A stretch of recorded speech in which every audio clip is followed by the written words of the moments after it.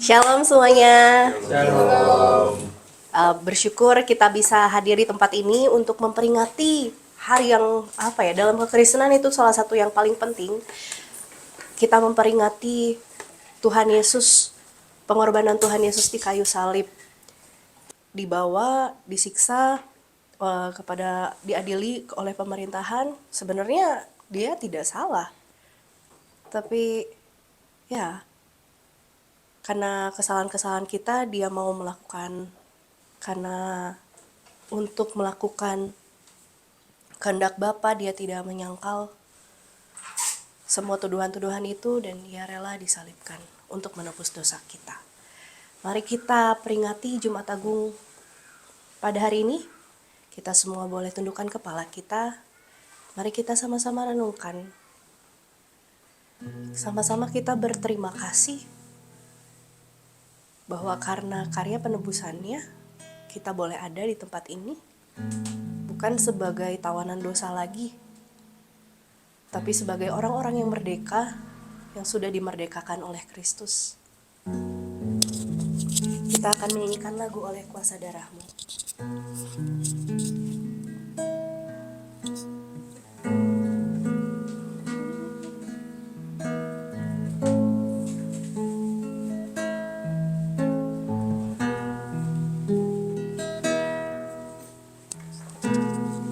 Saat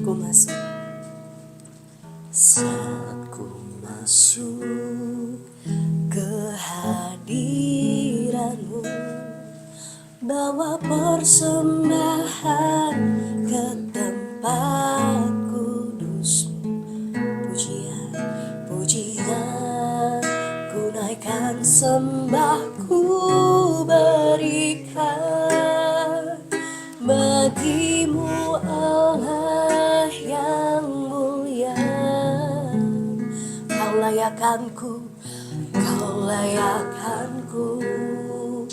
menghampirimu, melihat tahta kemuliaan-Mu Tuhan. Pujian, ku naikkan sembahku berikan bagi-Mu Allah yang mulia. Oleh kuasa darah-Mu Kau telah tebus dosaku. Kekudusan-Mu melingkupiku, kasih-Mu mengalir memulihkan hidupku. Sungguh besar anugerah-Mu, Kau selamatkan hidupku. Ku menjadi ciptaan yang baru oleh kuasa darah-Mu. Oleh kuasa darah-Mu Kau layakanku untuk menghampiri-Mu.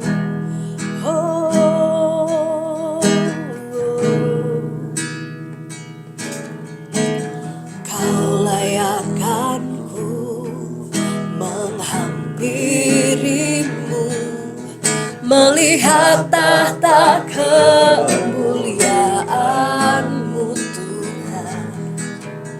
Pujian, ku naikkan sembahku berikan bagi-Mu Allah yang mulia. Oleh kuasa darah-Mu Kau telah tebus dosaku. Kekudusan-Mu melingkupiku, kasih-Mu mengalir memulihkan hidupku. Sungguh besar anugerah-Mu, Kau selamatkan hidupku. Ku menjadi ciptaan yang baru oleh kuasa darah. Katakan lagi, oleh kuasa darah-Mu. Darah, Kau telah tebus dosaku. Kekudusan-Mu Tuhan, kekudusan-Mu melingkupiku. Kasih-Mu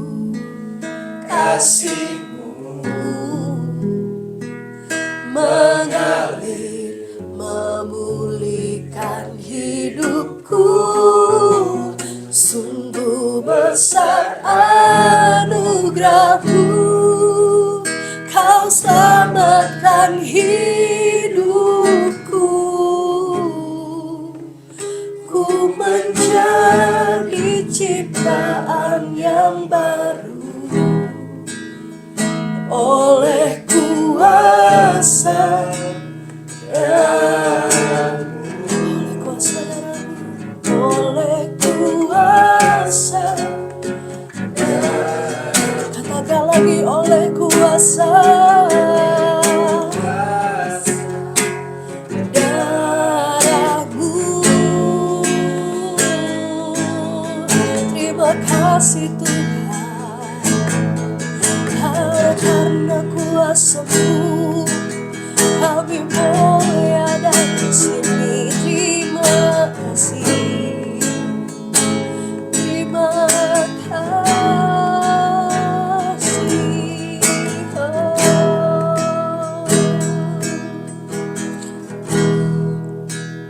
Terima kasih Tuhan, benar Tuhan, oleh karena darah-Mu saja Tuhan yang tercurah di kayu salib, kami boleh ada di tempat ini Tuhan. Yang asalnya kami itu gak layak Tuhan, tapi Engkau layakkan kami untuk boleh kembali Tuhan kepada Engkau, masuk ke dalam hadirat-Mu lagi Tuhan, merasakan kasih-Mu, boleh mendapatkan keselamatan yang daripada-Mu Tuhan. Karena hidup ini adalah tentang Engkau Tuhan, maka kalau tanpa Engkau kami gak ada artinya dan kami mati Tuhan. Ya Tuhan, kiranya Tuhan hari ini kami boleh memperingati Tuhan, memperingati pengorbanan-Mu yang besar itu Tuhan, karya terbesar yang boleh kami rasakan. Terima kasih Tuhan Yesus, terpujilah nama-Mu, Kau yang pimpin dari awal hingga akhirnya Tuhan. Biar Roh-Mu Tuhan yang berbicara kepada setiap hati kami Tuhan, boleh mengingatkan kami bahwa hidup ini adalah tentang Engkau. Makasih Tuhan Yesus, terpujilah nama-Mu. Haleluya, amin. Kita akan nyanyikan lagu karya terbesar.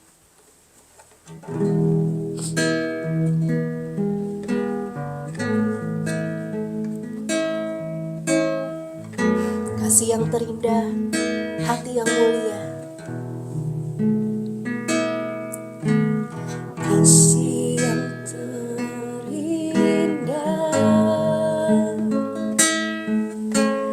hati yang mulia, hanya ku temukan di dalam-Mu, Yesusku. Pujian dari hatiku, pujian dari hatiku, selalu di setiap waktuku, tiada pernah berubah kasih-Mu.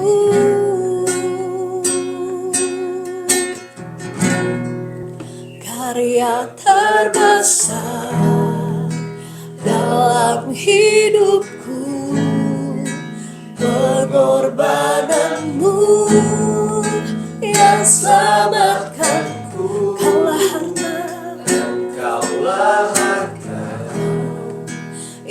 tak ternilai yang ku miliki dan ku hargai.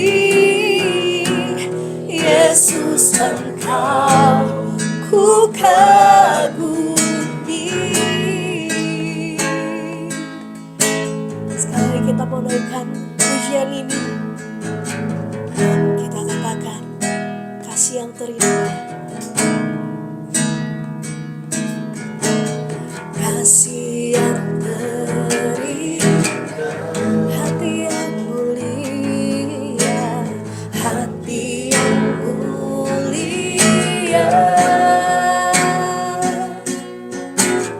Hanya ku temukan di dalam-Mu, Yesusku, pujian dari hatiku, pujian dari hatiku, selalu di setiap waktuku, tiada pernah berubah kasih-Mu. Karya terbesar dalam hidupku, pengorbanan-Mu yang selamatkanku. Katakan kaulah harta, oh, kau harta yang ku miliki dan ku hargai.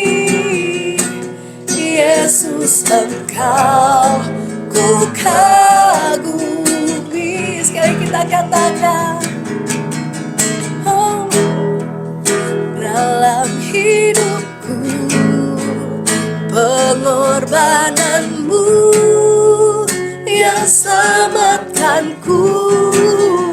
Engkaulah harta yang tak ternilai yang ku miliki dan ku hargai. Yesus, Engkau ku kagumi. Yesus, Engkau ku kagumi. Yesus, Engkau ku kagumi.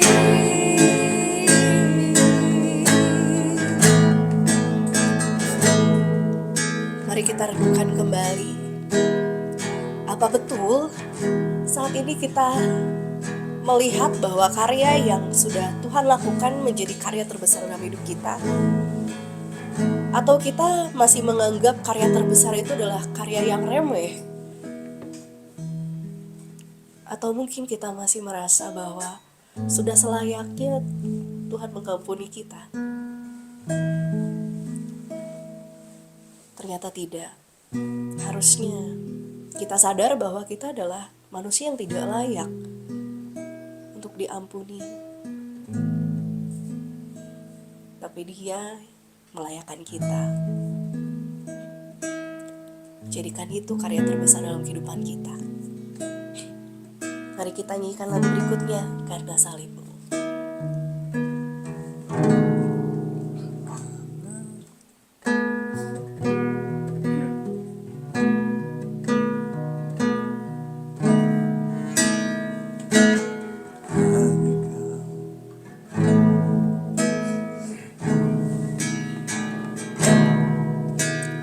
Hanya Kau Tuhan di hidupku, Kau berikan hidup yang baru. Darah-Mu menyucikan, pulihkan hatiku. Ku nyatakan Kaulah segalanya. Engkaulah sumber pengharapan kami. Engkaulah sumber pengharapan Kuasamu sanggup menyembuhkan, kuasamu sanggup menyembuhkan. Jiwaku pun berserah hanya kepadamu, Yesus, Kaulah segalanya. Mari katakan, karena salibmu ku hidup, karena salibmu ku menang. Engkau yang berkuasa, sanggup untuk melakukan mujizat-Mu. Karena salibmu ku hidup, karena salibmu ku menang. Engkau yang berkuasa, sanggup untuk melakukan mujizat-Mu di hidupku. Kita katakan, Engkaulah sumber pengharapan kami, Tuhan.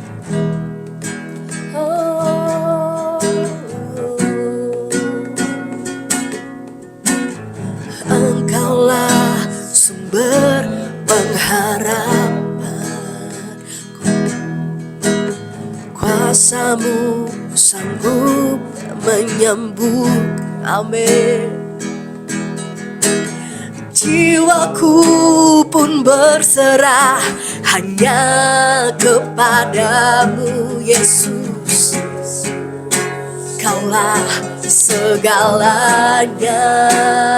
Mari sama-sama kita katakan, karena salibmu ku hidup, karena salibmu ku menang. Engkau yang berkuasa, sanggup untuk melakukan mujizat-Mu. Karena salibmu, oh, ku hidup, karena salibmu ku menang. Engkau yang berkuasa, sanggup untuk melakukan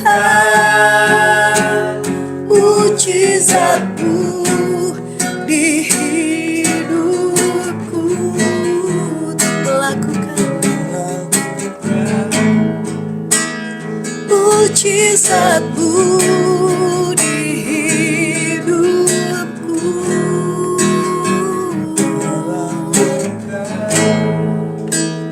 Mujizat-Mu di hidupku. Saya undang kepada hambanya.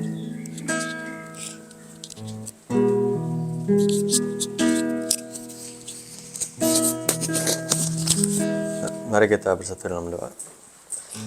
Tuhan, terima kasih, kami mengucap syukur atas penyertaan-Mu, atas kematian-Mu juga. Kami ingin mengingatnya kembali. Kami ingin sama-sama merenungkan kembali, karena itu adalah karya terbesar yang kami rasakan, yang Kau berikan bagi kami. Itu merupakan kasih karunia yang kami gak layak, tapi Engkau yang melayakkan kami, Tuhan. Semua hanya oleh karena salib-Mu saja. Terima kasih ya Tuhan. Biarlah kiranya sebentar kami akan mendengarkan sebagian dari firman-Mu. Kau yang berkati hamba-Mu, dan Kau yang berkati juga jemaat-Mu yang mendengarkan, agar kiranya Roh-Mu saja yang beracara dari awal hingga akhir. Kami serahkan semuanya ke dalam tangan-Mu saja. Dalam nama Tuhan Yesus kami berdoa, haleluya, amin. Ya, shalom kembali jemaat Tuhan yang dikasihi. Ya, kita nggak usah ngulang yang lain ya. Tapi kita langsung masuk aja ke Jumat Agung, apa yang ingin disampaikan dalam Jumat Agung. Dan saya ingin menyampaikan dalam satu tema. Ya, ini agak sulit, jadi sepertinya nggak akan pakai lagi. Tapi saya menuliskan sebuah temanya atau memikirkan tema yang akan disampaikan di dalam Jumat Agung ini adalah ini, yaitu silence yet still sovereign. Silence yet still sovereign, atau dalam artinya terbungkam namun tetap berdaulat. Terbungkam namun tetap berkuasa penuh. Terbungkam namun tetap berkuasa penuh. Itu yang ingin disampaikan mengenai temanya. Seringkali di dalam kebaktian Jumat Agung, teman-teman mungkin sering mendengarkan khotbah tentang apa aja? Boleh disampaikan?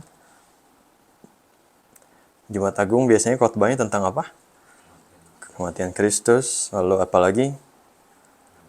Penebusan dosa ya, bukan penebusan hutang kita. Lalu penderitaan, ya nggak sih, tentang penyiksaan dan lain-lain, banyak hal yang seperti itu. Tapi hal yang ingin saya bahas kali ini adalah suatu hal yang mungkin rasanya jarang dibahas di dalam Jumat Agung, tapi merupakan proses daripada kematian Kristus. Kita akan melihatnya, yaitu mengenai tentang penderitaan yang dialami Kristus dalam ketidakadilan. Penderitaan yang dialami Kristus di dalam ketidakadilan. Kenapa? Karena adanya penekanan dari kekuasaan dan adanya penekanan dari politik dan adanya penekanan juga dari masa yang ada pada saat itu.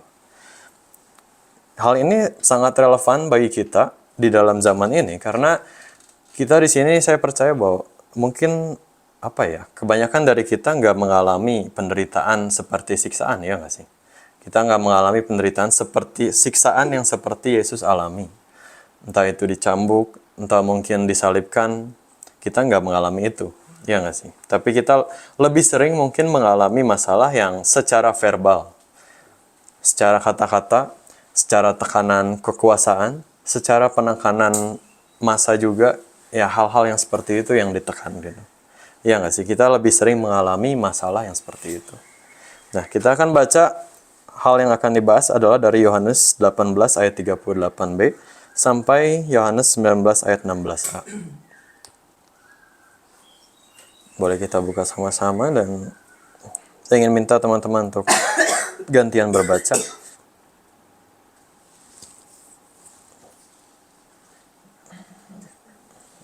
Sudah dapat? Yohanes 18 ayat 38b sampai 19 ayat 16a. Yohanes 18 ayat 38b. 19 ayat 16a. Satu perikop. Boleh minta baca dari Kak Indra terlebih dahulu.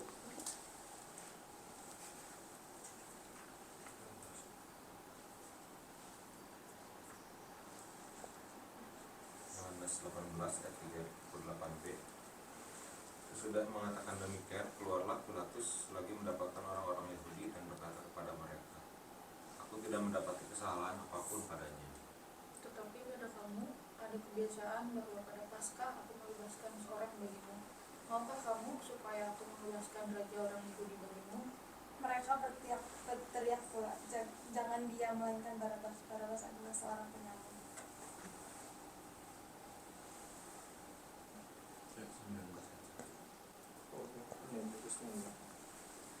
Lalu Pilatus mengambil Yesus dan menyuruh orang menyesah dia. Prajurit-prajurit menganyam sebuah mahkota duri dan menaruh di atas kepalanya. Mereka memakaikan dia jubah ungu. Dan sambil maju ke depan mereka berkata, "Salam, hai Raja orang Yahudi." Lalu mereka menampar mukanya.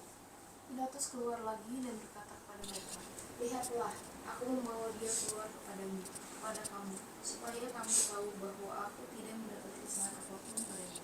Lalu Yesus keluar, bermahkota duri dan berjubah ungu. Maka kata Pilatus kepada mereka, "Lihatlah manusia itu."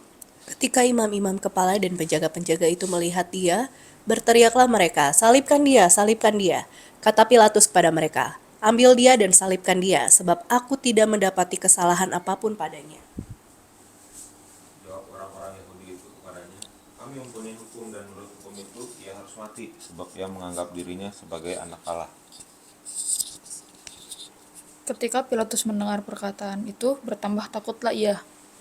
Lalu ia masuk pula ke dalam gedung pengadilan dan berkata kepada Yesus, "Dari manakah asalmu?" Tetapi Yesus tidak memberi jawab kepadanya.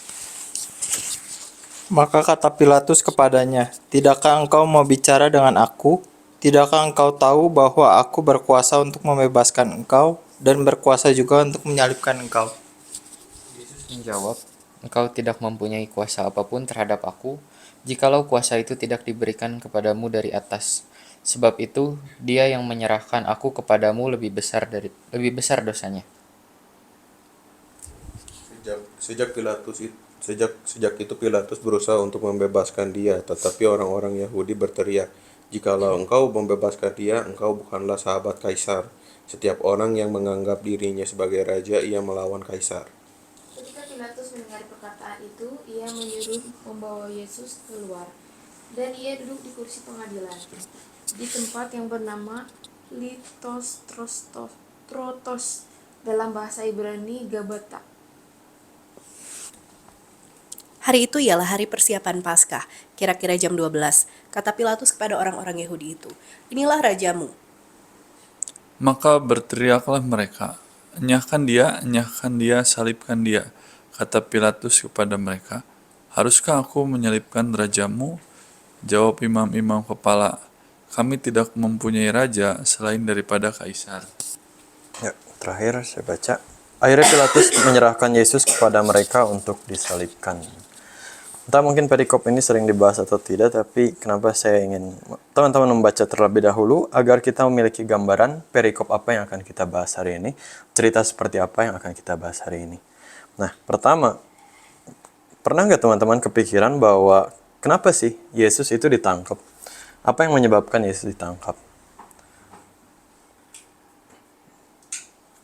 Alasan seperti apa sih yang menyebabkan Yesus ditangkap? Ketika saya mencari-cari di dalam kitab Injil, ternyata secara legal imam itu tidak memiliki tidak mendapati kesalahan yang legal untuk menangkap Yesus.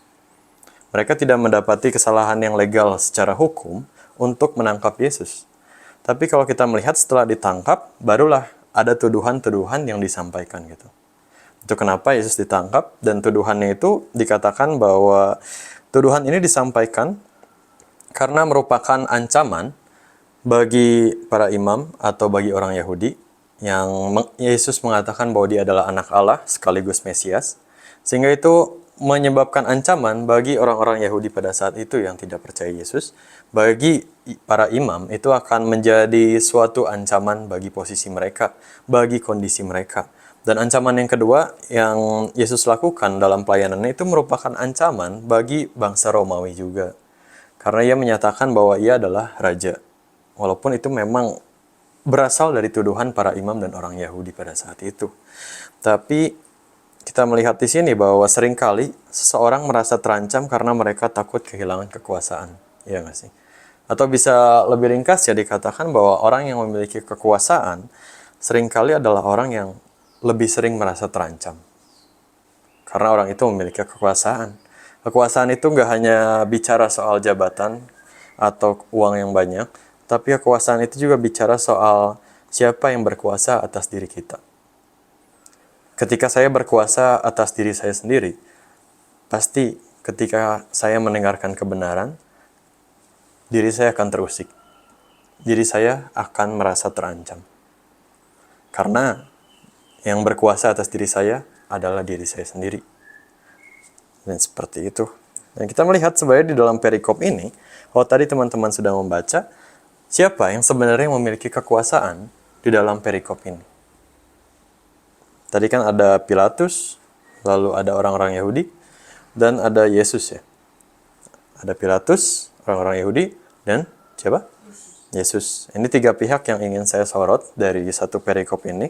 Orang-orang Yahudi atau para imam itu saya gabungkan dalam satu pihak aja karena mereka memiliki satu suara yang sama dalam perikop ini. Dikatakan di ayat 38 bahwa sesudah mengatakan demikian. Apa sih yang menjadi latar belakang dari perikop ini? Kalau teman-teman melihat dari perikop sebelumnya, ini bagaimana Yesus berbincang atau bercakap-cakap dengan Pilatus. Mereka sudah banyak berbincang di sini. Dan siapa sih Pilatus itu? Pilatus itu dikatakan ia merupakan seorang gubernur atas Yudea. Ia merupakan seorang gubernur, jadi ia adalah seorang gubernur. Apa sih tugasnya dia yang menjadi hakim pada saat itu gitu? Untuk menentukan hukum, siapa yang salah, siapa yang benar. Makanya para imam dan orang Yahudi membawa Yesus kepada Pilatus untuk menyatakan bahwa nih Yesus ini bersalah. Makanya waktu di perikop sebelumnya dikatakan bahwa jikalau ia bukan seorang penjahat, kami tidak menyerahkannya kepadamu. Ini latar belakangnya kenapa orang-orang Yahudi dan para imam membawa Yesus di hadapan Pilatus. Nah, seperti itu. Jadi Pilatus merupakan gubernur atas Yudea, atau bisa dikatakan juga sebagai wakil resmi dari Kaisar Romawi.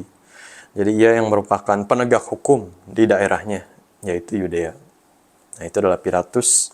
Lalu kita melihat di ayat 38 ini, ada kalimat yang sering diulang di dalam perikop ini, yaitu, aku tidak mendapati kesalahan apapun padanya.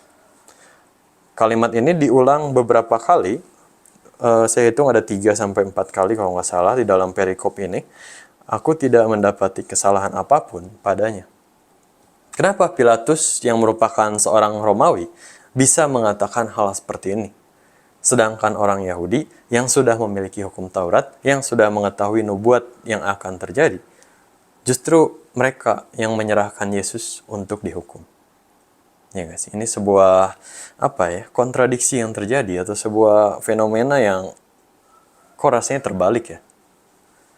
Kenapa Pilatus bisa menyampaikan hal seperti ini? Kalau teman-teman lihat kembali lagi ke perikop sebelumnya, di sini saya baca sedikit dari ayat 37.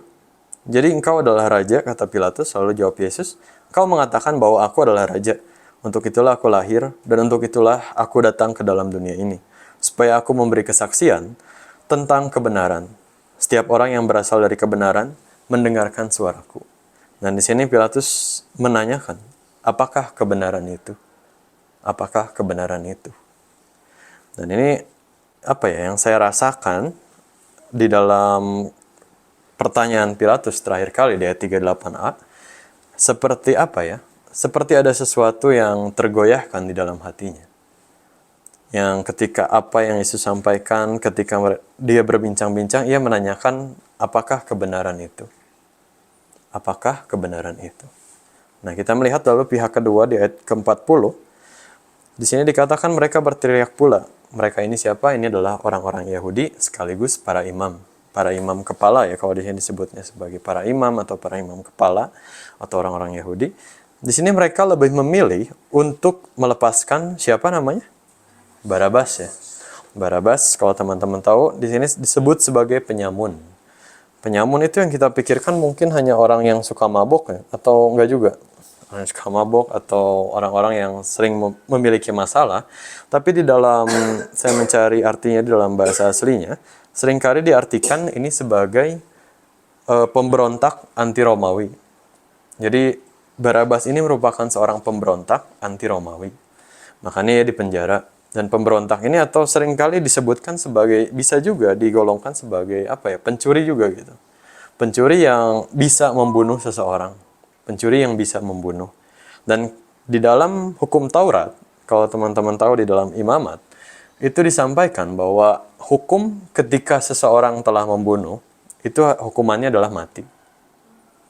Hukuman seseorang yang telah membunuh adalah mati berdasarkan hukum Taurat. Tapi kalau teman-teman lihat, orang-orang Yahudi dan para imam yang menjalankan dan yang mengenal hukum Taurat, mereka membebaskan seorang pembunuh. Mereka malah membebaskan seorang pembunuh. Ini kan suatu hal yang rasanya tidak masuk akal.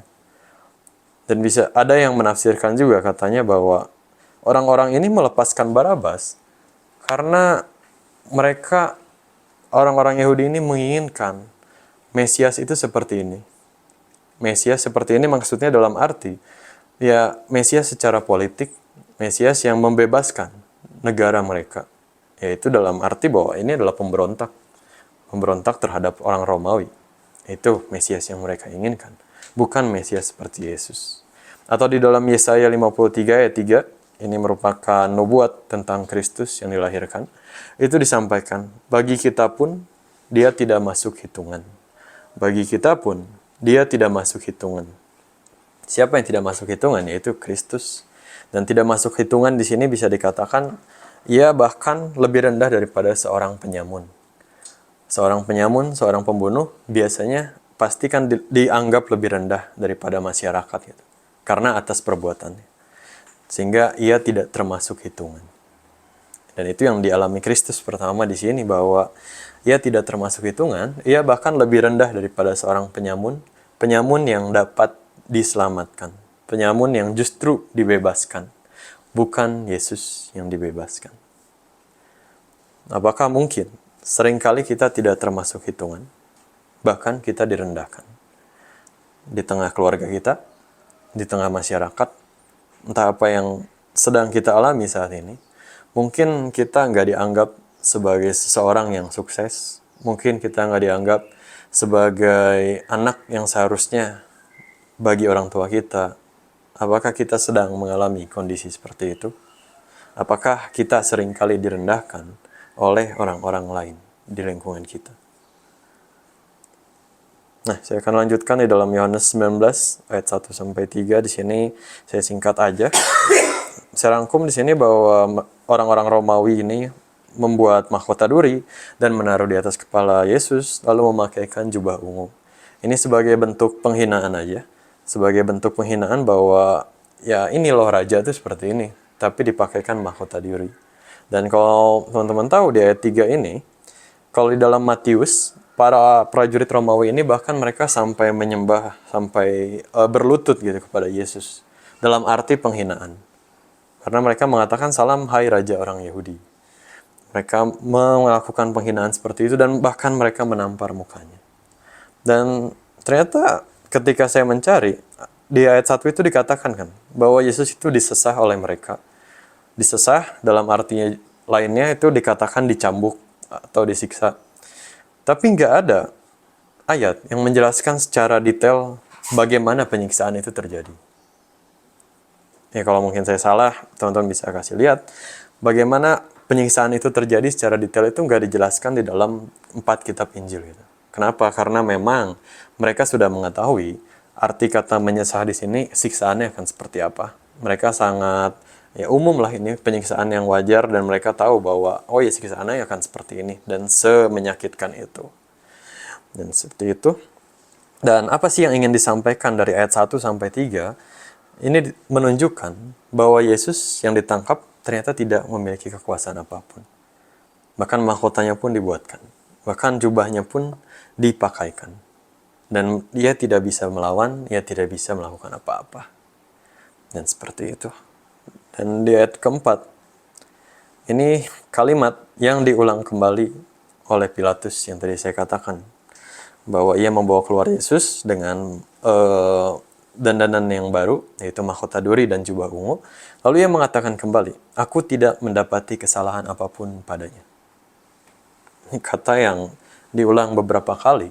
Kalau mungkin di dalam kitab Matius, sempat mengatakan bahwa istri Pilatus itu meminta Pilatus untuk membebaskan Yesus.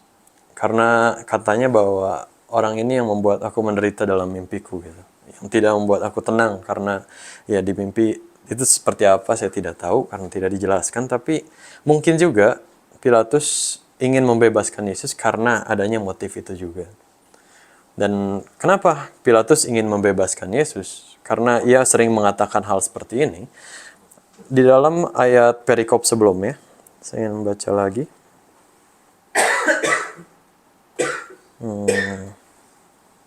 Yang tadi dari ayat 36, dikatakan bahwa kerajaanku bukan dari dunia ini.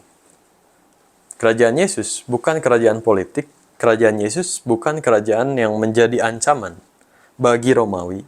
Sehingga ya bagi Pilatus itu bukan sebuah ancaman. Sehingga ia berani mengatakan bahwa aku tidak mendapati kesalahan apapun. Karena kerajaan yang dia dirikan ya bukan sesuatu yang akan melawan kerajaan Romawi. Sehingga ya beberapa kali Pilatus mengatakan bahwa aku tidak mendapati kesalahan apapun. Dan di ayat 6 ia mengatakan kembali kalimat ini gitu. Ya, ia mengatakan kembali, aku tidak mendapati kesalahan apapun padanya. Tapi kalau teman-teman lihat, di ayat 6 ini ada sesuatu yang janggal gitu. Karena sekalipun Pilatus mengatakan seperti itu, masa tidak peduli dengan apa yang dikatakannya. Masa atau orang-orang Yahudi pada saat itu yang sebagai orang-orang yang menonton atau yang mendengarkan, orang-orang Yahudi dan imam-imam kepala dan penjaga-penjaga itu melihat dia, lalu berteriak, salibkan dia, salibkan dia. Mereka tetap berkata seperti itu, walaupun Pilatus sudah mengatakan hal yang ya nggak bersalah apapun, harusnya dilepasin aja. Tapi mereka nggak peduli. Dan bisa dikatakan bahwa terkadang massa itu memiliki kekuatan yang lebih besar dari jabatan. Massa itu lebih memiliki kekuasaan daripada orang yang berkuasa. Ya sih. Ya, netizen nih kalau di zaman sekarang bahwa kalau nggak diviralkan maka nggak akan diurus gitu. Makanya sekarang banyaknya yang harus diviralkan. Ya saya harus hati-hati berkata-kata karena ini direkam. Iya, live YouTube. Dan seperti itu, dan seringkali massa itu lebih kuat daripada kekuasaan. Contohnya apa? Contohnya ketika ada seseorang mencuri yang dihakimi terlebih dahulu oleh massa kan. Seringkali ya, ini nggak selalu gitu. Seringkali massa menghakimi dan ya udah, kalau misalnya mati, ya nggak ada yang bisa disalahin kan. Nggak ada orang yang bersalah gitu. Nggak mungkin orang massa sebanyak itu akan disalahkan gitu. Seringkali massa itu memiliki kekuatan lebih besar dari jabatan. Dan apakah kita sering mengalami hal ini? Bahwa suara kita akhirnya dibungkam oleh begitu banyaknya suara dunia. Apakah kita seringkali mengalami hal ini? Bahwa suara kita akhirnya dibungkam oleh begitu banyaknya suara. Banyak suara yang mendengungkan bahwa ya sekarang kekristenan tidak relevan, bahwa banyak hal-hal yang salah di dalam kekristenan sehingga rasanya agama ini tidak dapat dipertahankan. Rasanya kepercayaan ini tidak dapat dipertahankan. Dan bahkan menjadi senjata gitu bagi orang-orang yang ya banyak lah di YouTube sudah menyampaikan. Tapi kita melihat dari Pilatus setelah percakapan Yesus, ia adalah orang Romawi, ia adalah orang yang merupakan jabatannya tinggi, tapi di sini ia ingin membebaskan Yesus. Dan saya menafsirkan juga yang saya lihat dari Pilatus ini, ada kemungkinan, bukan kepastian, ada kemungkinan bahwa Pilatus dibuat gelisah oleh karena kebenaran. Kebenaran seharusnya membuat orang berdosa dan bersalah gelisah. Kebenaran seharusnya membuat orang berdosa dan bersalah gelisah. Karena memang ia adalah orang berdosa dan orang yang bersalah. Makanya ia merasa gelisah gitu. Ia merasa ada rasa takut. Kalau teman-teman baca lagi di dalam ayat 8, setelah para massa ini mengatakan bahwa Yesus ini menganggap dirinya sebagai anak Allah, di ayat 8 dikatakan, bertambah takutlah ia. Bertambah takut. Jadi kayak, ya udah agak goyang gitu. Apa yang dia percayai, apa keyakinannya. Ia mulai kayak, ya kalau bisa mah udah dilepasin aja Yesus ini gitu. Jangan sampai ya dibunuh gitu. Karena ya mungkin juga ada pengaruh dalam kepercayaan Romawi kan. Ketika mungkin ada seorang anak dewa dibunuh, itu pasti kan dewanya akan marah gitu. Dewanya akan memberikan hukuman kepada bangsa. Sehingga ketika orang-orang ini mengatakan bahwa Yesus ini adalah anak Allah, berarti kalau misalnya Yesus dibunuh, akan terjadi hukuman yang besar bagi bangsa itu. Nah, itu yang mungkin terjadi juga. Banyak hal yang membuat, akhirnya Pilatus ini sangat gelisah dan ingin melepaskan Yesus aja. Udahlah, rasanya tidak menenangkan. Di satu sisi mungkin karena ingin keamanan jabatannya, ingin keamanan posisinya. Tapi di satu sisi juga mungkin bahwa ia gelisah karena adanya kebenaran di hadapan dia. Adanya sang kebenaran di hadapan dia. Itu juga yang mungkin membuat gelisah. Dan dikatakan di ayat 10, ia menyampaikan bahwa, tidakkah engkau mau bicara dengan aku?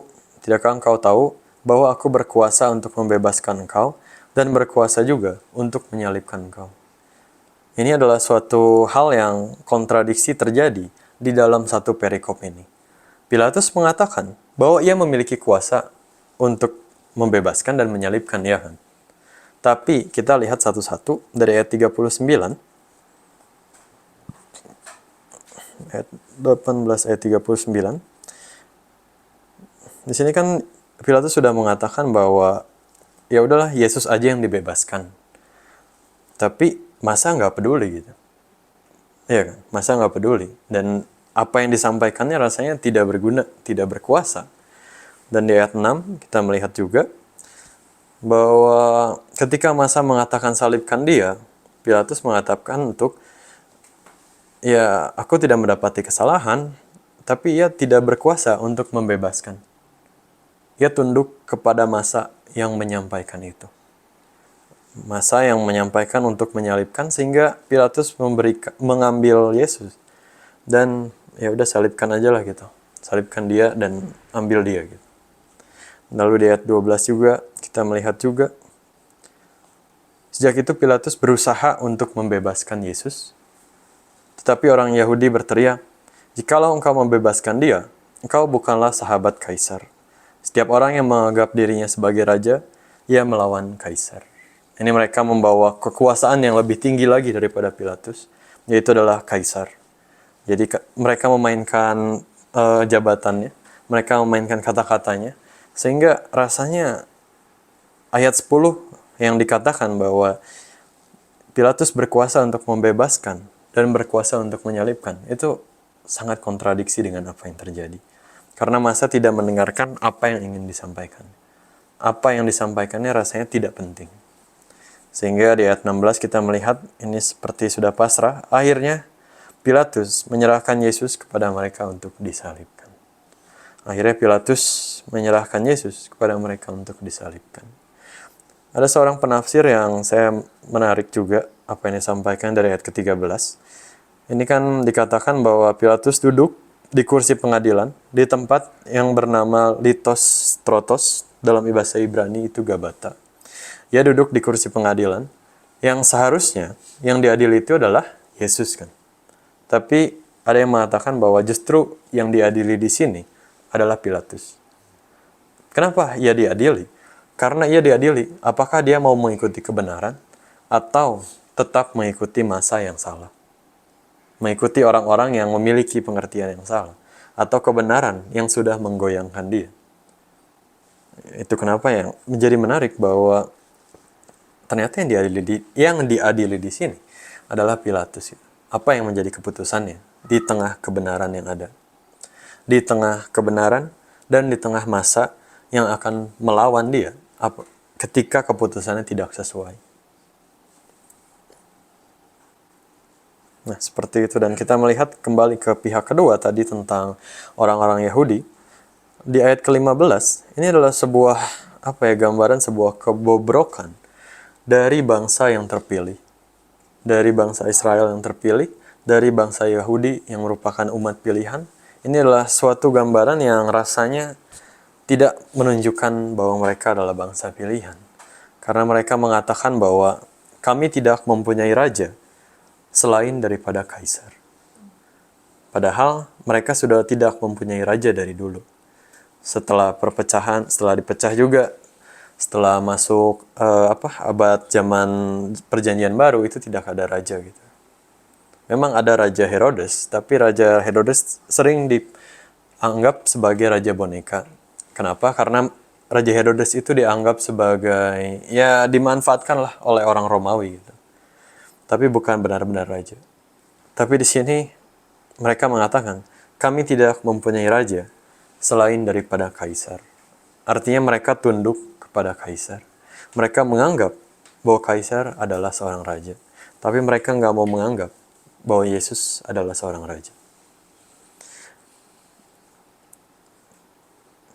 Dan satu kalimat yang mungkin sudah sering didengarkan, bahwa kebenaran tidak ditentukan oleh suara terbanyak.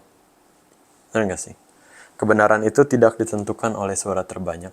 Tapi seringkali kita terbawa oleh suara terbanyak karena merasa itu benar. Karena banyak orang yang melakukan, rasanya pasti itu benar. Dan akhirnya kita melakukan.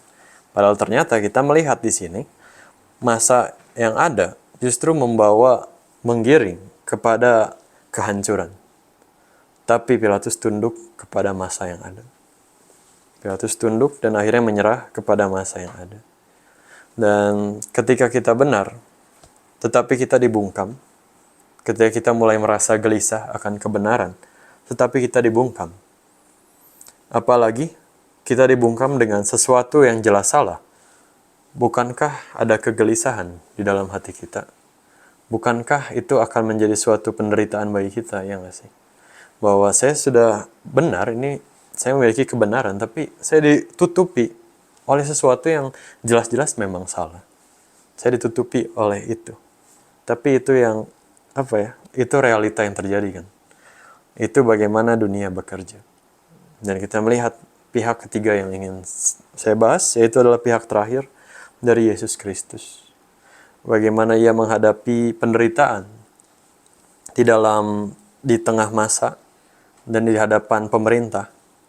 Ia menghadapi penderitaan, tidak hanya penderitaan secara fisik, tapi penderitaan secara verbal juga. Ia menghadapi tekanan secara kekuasaan, tidak hanya secara fisik dicambuk saja, tapi ia juga ditekan oleh kekuasaan yang ada. Ia ditekan oleh masa yang ada pada saat itu, yang harusnya merupakan umat pilihan. Ia ditekan oleh orang-orang seperti itu. Dan kita melihat kalau teman-teman menyadari di dalam perikop ini, dari awal, dari 18 ayat 36, 38 sampai 19 ayat 16, Yesus sampai ayat 10, Yesus tidak pernah menjawab. Sekalipun masa berteriak-teriak, sekalipun Pilatus berbicara, Yesus tidak menjawab apa-apa. Tapi ketika menjawab, kita melihat di ayat 11, ini Yesus menjawab, "Engkau tidak mempunyai kuasa apapun terhadap aku, jikalau kuasa itu tidak diberikan kepadamu dari atas." Engkau tidak mempunyai kuasa apapun, dan itu suatu realita terhadap Pilatus kan.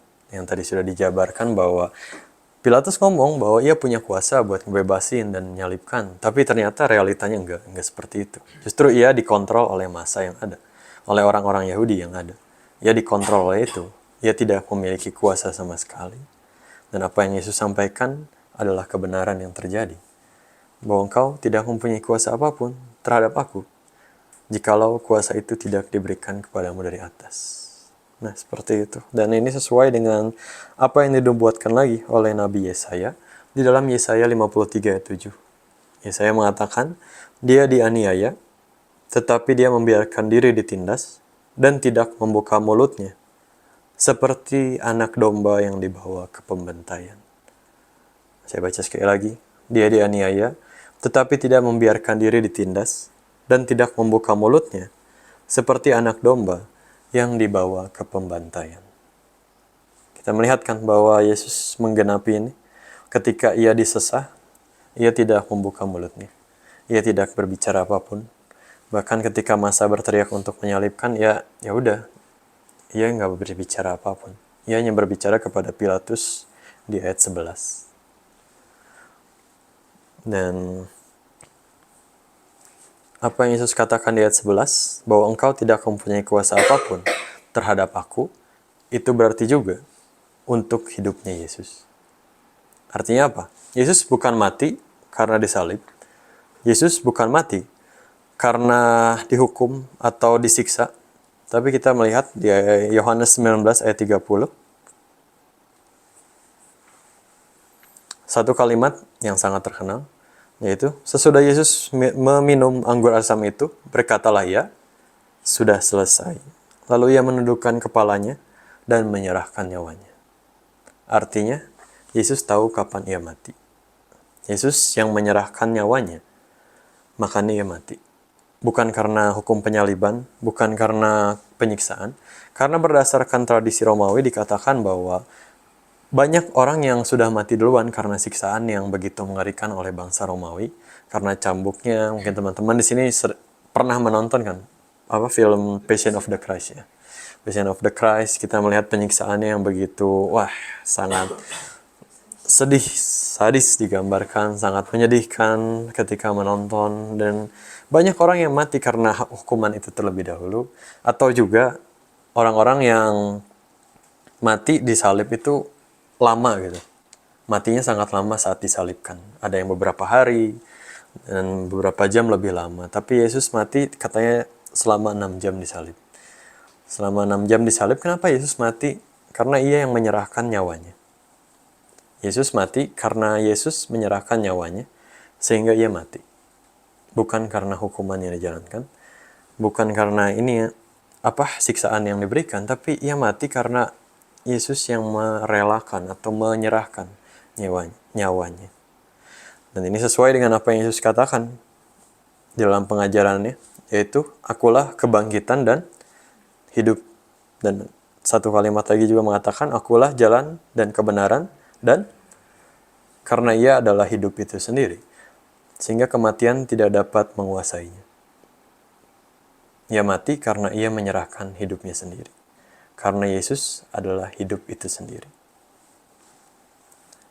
Nah, saya sampai kepada kesimpulan bahwa dunia saat ini menekan kita oleh kekuasaan, atau kita ditekan oleh massa, sehingga membuat kita bungkam.